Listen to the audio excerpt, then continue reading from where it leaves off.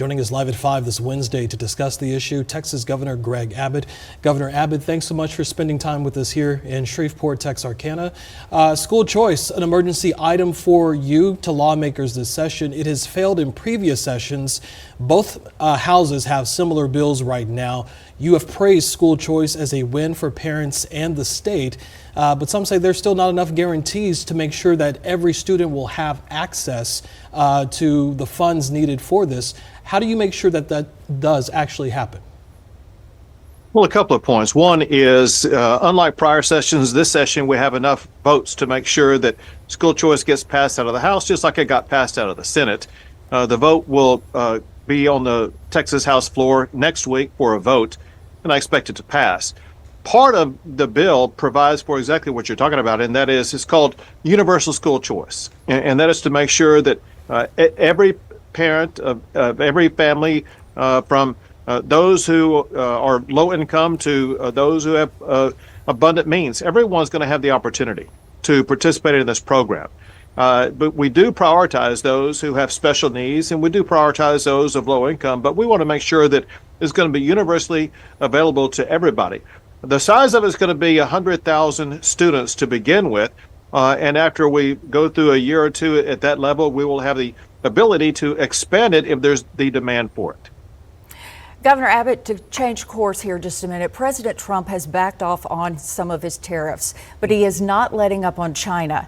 In 2023, Texas exported $25.7 billion worth of goods to China. Are you concerned about the economic implications of this growing rift? So we saw today, and actually over the past couple of days, exactly what President Trump was talking about when he said he's going to negotiate and negotiate effectively with countries across the globe. And we saw the stock market rise today because he announced that he had pretty much reached deals, or will soon be reaching deals, that level the playing field with every country except for China. And as you just broadcast, China makes so much money off of the tariffs that they impose.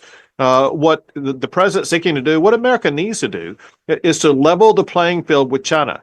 China has been eating the economic lunch of the United States for decades now.